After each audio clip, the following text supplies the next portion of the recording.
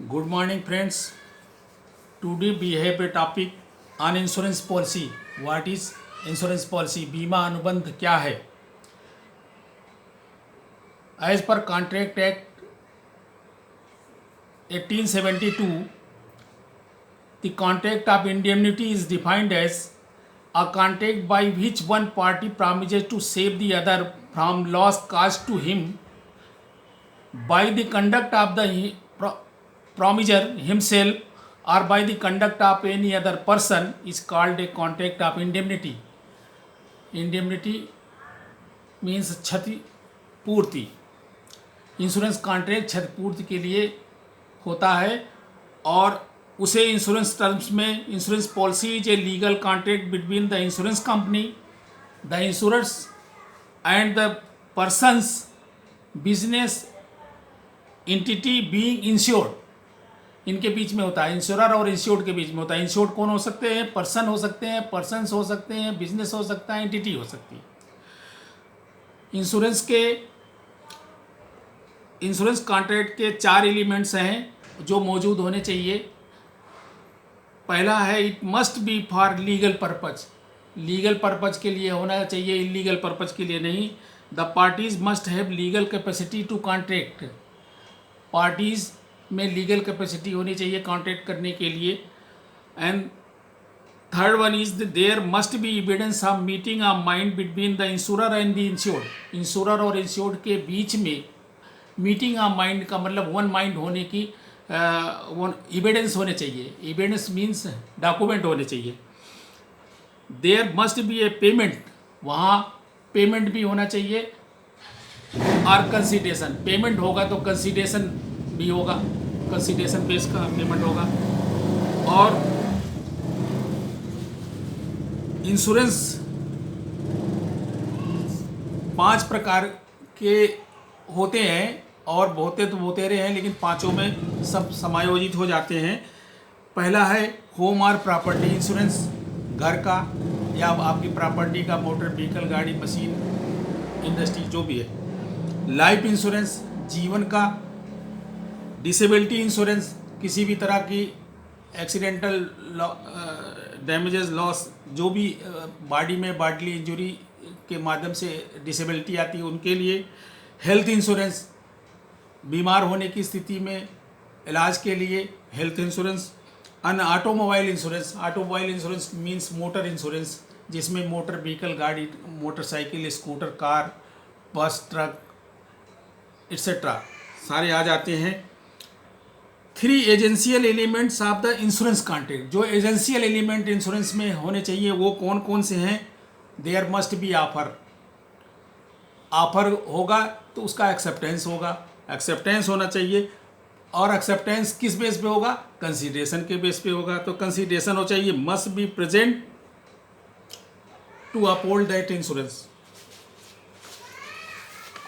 अब आते हैं purpose of insurance. What is the purpose of insurance? उसका उद्देश्य क्या है, पर्पज क्या है, वो कैसे क्यों इंश्योरेंस कराते हैं, उसके लिए समझते हैं.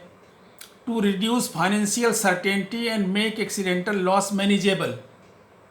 मीन्स फाइनेंशियल अनसर्टेनिटी जो आपके पास आ रही है उसको रिड्यूस करना है. फाइनेंशियल अनसर्टेनिटी, आगे क्या होगा, कैसे होगा, क्या हो जाएगा, उन सब की अनसर्टेनिटी है. तो उस अनसर्टेनिटी को जो है ना रिड्यूस करने के लिए इंश्योरेंस कराते हैं.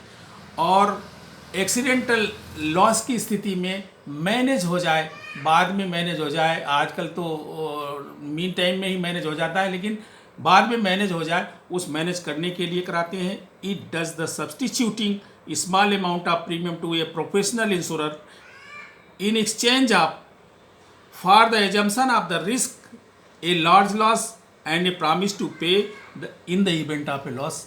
मीन्स आप छोटा सा स्मॉल अमाउंट दे करके बहुत प्रोफेशनल, किसी भी प्रोफेशनल इंश्योरेंस से, बहुत प्रोफेशनल इंश्योरेंस हैं जिसको IRDA ने लाइसेंस दे रखा है. जनरल इंश्योरेंस फील्ड में ऑलमोस्ट 30 के आसपास हो गए हैं.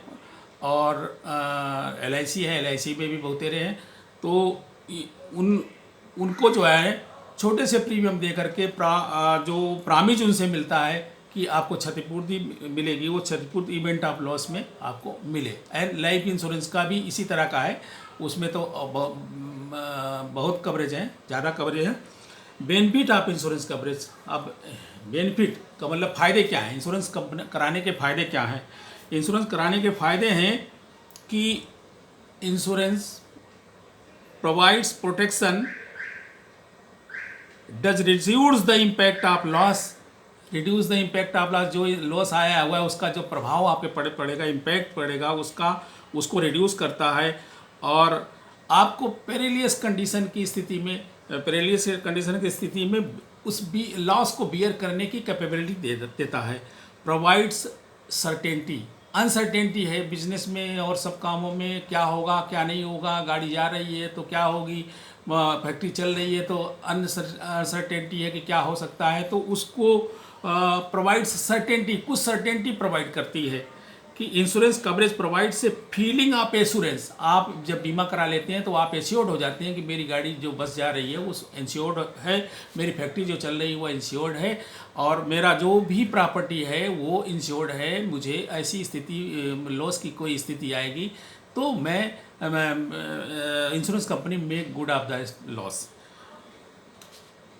अब तीसरा है रिस्क शेयरिंग। आपके पास रिस्क बहुत है, निजी जीवन में बहुत सारे रिस्क होते हैं, बहुत पेरिल्स है, और वो जो भी हैं गार्ड पेरिल से लेकर के मैन पेरिल तक सारे हैं, उन पे रिस्क शेयर हो जाता है। आपका अपना रिस्क ट्रांसफ़र हो जाता है इंश्योरेंस कंपनी पे, और इंश्योरेंस कंपनी वो लायबल हो जाती है पेमेंट करने के लिए जब आपने पॉलिसी ले रखा है। तो वैल्यू ऑफ रिस्क, और रिस्क की जो वैल्यू है, जो आपके पास नुकसान आया है उसकी भी एक तरह से भरपाई होने की स्थिति बन जाती है, तो इसके लिए रिस्क, वैल्यू ऑफ रिस्क हो गई। कैपिटल जनरेशन, ये इससे कैपिटल जनरेशन भी होता है, इंश्योरेंस से कैपिटल जनरेशन भी होता है, और ओवरऑल में देश के लिए और लोगों के लिए, पब्लिक के लिए इकोनॉमिक ग्रोथ भी होता है। आपका भी इकोनॉमिक ग्रोथ के साथ साथ देश का भी इकोनॉमिक ग्रोथ है।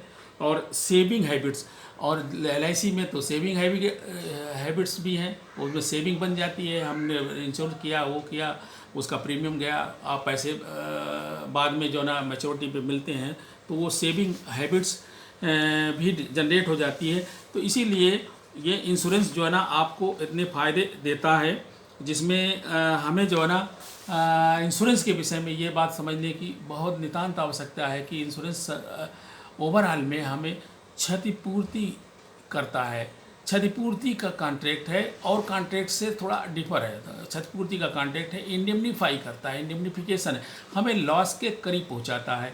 आशा करता हूं कि आप लोग इंश्योरेंस कॉन्ट्रैक्ट के विषय में एक बेसिक आइडिया जनरेट कर पाए होंगे या समझ पाएंगे इससे, इस छोटे से लेक्चर से।